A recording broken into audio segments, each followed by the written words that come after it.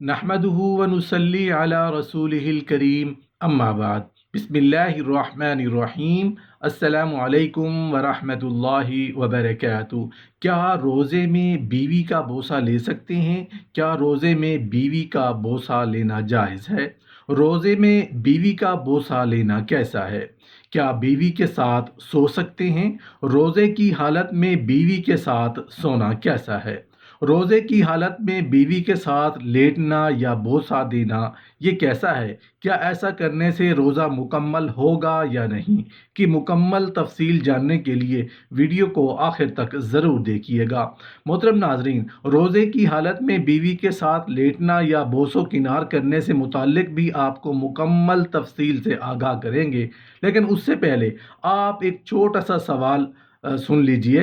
पहले वो सवाल और उसका जवाब दे देते हैं। सवाल ये है कि अगर रोज़े की हालत में हैज़ आ जाए तो क्या रोज़ा उसी वक्त टूट जाएगा?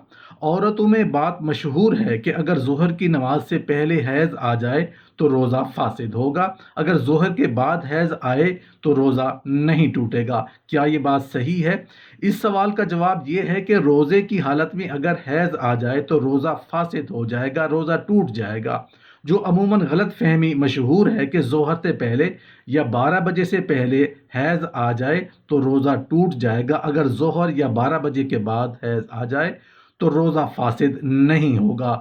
इसे मुकम्मल करेंगे। ये बात बिल्कुल गलत है और बहुत बड़ी गलत फहमी है। अगरचे आपको अफ्तार से एक लम्हा पहले भी हैज़ आ जाता है तो आपका रोज़ा फासिद हो जाएगा, टूट जाएगा। बाद में उस रोज़े की आपको कज़ा करनी पड़ेगी। रोज़े की कज़ा लाजिम है।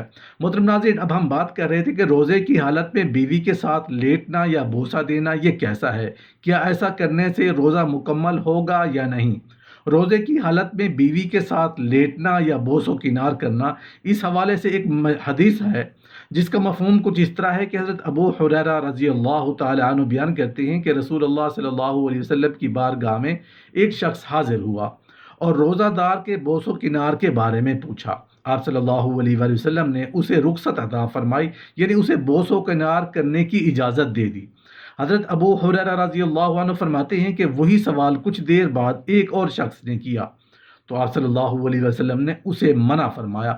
मतलब ये हुआ कि आप सल्लल्लाहु अलैहि वसल्लम ने एक शख्स को रोज़े की हालत में बीवी से बोसो किनार करने की इजाज़त दे दी, जबकि आप सल्लल्लाहु अलैहि वसल्लम ने दूसरे शख्स को रोज़े की हालत में बीवी से बोसो किनार करने की इजाज़त ना दी।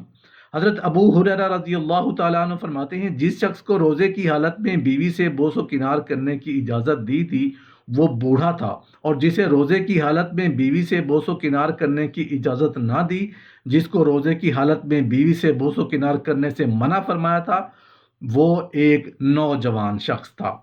अब इस हदीस से उलमा बयान फरमाते हैं कि जिसे अपनी शहावत पर मुकम्मल भरोसा और पक्का यकीन हो उसके लिए ये अमल काबिल हर्ज नहीं, यानी वो बोसो किनार कर सकता है। मिसाल के तौर पर किसी शख्स को इस बात का गालिब गुमान हो कि वो बीवी के साथ लेटेगा तो उसे अंजाल हो जाएगा, या बोसो किनार करेगा तो अंजाल हो जाएगा, या फिर उसकी शहावत बढ़ जाएगी और बीवी से बोसो किनार करते करते हम बिस्तरी कर बैठेगा, तो इस सूरत में बीवी के साथ लेटना या बोसो किनार करना ये मकरूह है और इससे बचना चाहिए।